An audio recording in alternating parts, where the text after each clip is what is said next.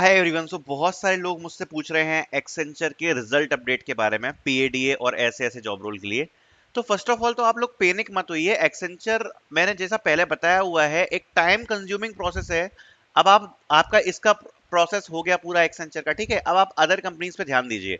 Result जब आएगा तब आएगा, बट जो प्रिडिक्टेबल है वो ये है कि यहाँ पर जून में रिजल्ट आ सकता है for first week of May में, जिन लोगों का पीएडीए का इंटरव्यू, पीएडीए का टेस्ट हुआ था उनके लिए, ठीक है। सो ये यहाँ पर प्रेडिक्टेबल है, शायद आ सकता है, बट ये टाइम कंज्यूमिंग प्रोसेस है। मैं आपसे यही सजेस्ट करूंगा कि आप पैनिक मत होइए और कंपनीज पर अब आप ध्यान दीजिए, ठीक है। क्योंकि काफी लोग डेली पूछ रहे हैं, डेली बोल रहे हैं अरे किसी का रिजल्ट आया क्या। कोई फायदा नहीं है, जब आएगा मैं आपको अपडेट कर दूंगा, ठीक है। बट कुछ इंपॉर्टेंट बातें हैं, उसके बारे में हम डिस्कस करते हैं। तो सबसे पहले is result declare? So no, result is not declared, ठीक है। अभी तक रिजल्ट किसी का भी नहीं आया है, not a single person get the result.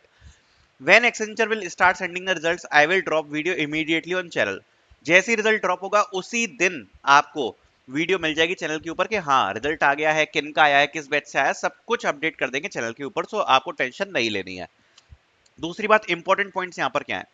So how to know you are selected? अगर सपोज अगर आप सिलेक्ट हो जाते हो तो आपको कैसे पता पड़ेगा कि हाँ ये रिजल्ट डिक्लेयर हो गया, हम सिलेक्ट हो गए हैं। So you will get a task mail to upload the documents. तो मतलब ना आपको ऑफर लेटर मिलेगा, ना आपको उसमें कुछ ऐसा लिखा, ऐसा लिखकर आएगा कि that you are selected for Accenture, but you will get a task mail. बस आपको बस ये आएगा कि आपको ये टास्क मेल रिसीव हुआ है, जिसमें कुछ टास्क दिए हुए हैं which you need to complete. ऐसा उसमें नहीं लिखा होगा कि यू आर सिलेक्टेड और रिजेक्टेड, बस बस आपको टास्क मेल दिया होगा, ठीक है। क्योंकि this is the final selection, definitely task mail.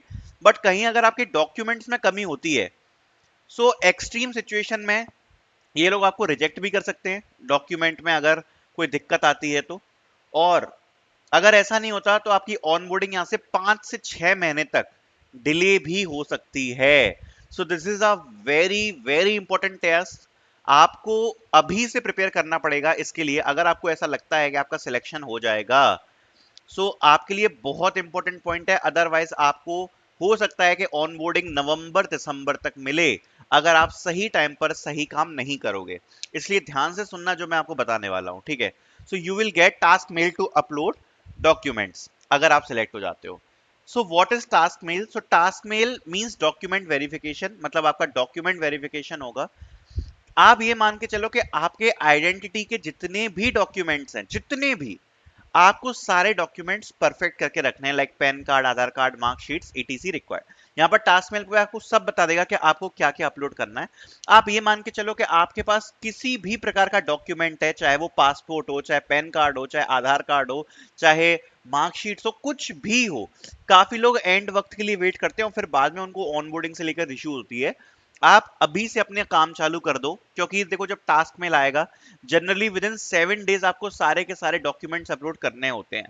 और अगर आप लेट हो जाते हो तो जैसा मैंने आपको बताया ऑनबोर्डिंग पे इफेक्ट पड़ता है। तो ये बहुत इंपॉर्टेंट चीज है।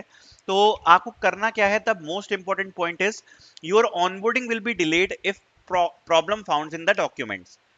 तो सबसे पहले आपको जो टास्क करना है वो ये है कि आपका जो पैन कार्ड है, आधार कार्ड है, जो भी आपका कार्ड है, जितने भी आपके आइडेंटिफाई वाले आपके जो डॉक्यूमेंट हैं, आपका उसमें लेटेस्ट फोटो होना चाहिए, वरना एक्सेंचर यहाँ पर रिजेक्ट कर देती है। तो सबसे पहला तो काम यही है कि देखो आप किसी भी उस पर चले जाना, जैसे काफी सारे इलेक्ट्रिक्स की भी शॉप होती हैं, इलेक्ट्रॉनिक्स की भी शॉप होती है, वो लोग भी ये काम करते हैं, या फिर साइबर कैफेज होते हैं, वो भी ये लोग काम करते हैं। आधार कार्ड पे तो वही लोग अपडेट कर देंगे, ठीक है। पैन कार्ड पे भी एक बार पूछ लेना, वो लोग अपडेट करवा देते हैं, है ना। सो कोशिश कर लेना, ऐसी जो शॉप्स होती है थोड़े बहुत आपसे पैसे लेकर वो चीज अपडेट कर देंगे, ठीक है। सो आप अपना लेटेस्ट फोटो और लगाना है आपको पैन कार्ड और आधार कार्ड दोनों पे, ठीक है। ये सबसे इंपॉर्टेंट पॉइंट है, क्योंकि पिछली बार आप ये मान के चलो कि 30 से 40% बच्चे केवल इस वजह से रिजेक्ट हो गए थे टास्क मेल में कि उनके डॉक्यूमेंट पे लेटेस्ट फोटो नहीं था, बचपन का फोटो लगा हुआ था। आपको बिल्कुल लेटेस्ट अपडेटेड फोटो यहाँ पे लगाना है डॉक्यूमेंट्स में, ठीक है। Check date of birth with marksheet. दूसरी बात, आपके जितने भी डॉक्यूमेंट्स में आपकी डेट ऑफ बर्थ मेंशन है, आपको डेट ऑफ बर्थ आपको चेक करना है कि सारे डॉक्यूमेंट में सेम होनी चाहिए, करेक्ट होनी चाहिए। अगर किसी भी डॉक्यूमेंट में डेट ऑफ बर्थ अलग अलग है तो आपका टास्क मेल में रिजेक्ट हो सकता है।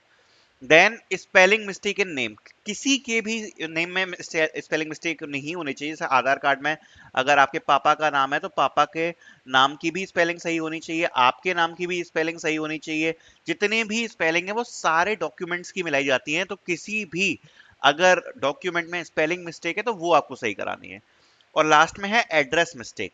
ये जो चार मैंने चीजें लिखी हुई है ना, इन्हीं चारों के बेसिस पर ज्यादातर डॉक्यूमेंट्स में रिजेक्शन होता है।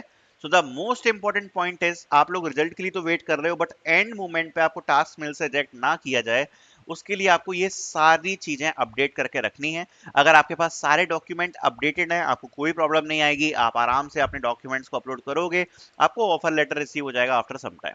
Okay, so thank you so much for watching this video.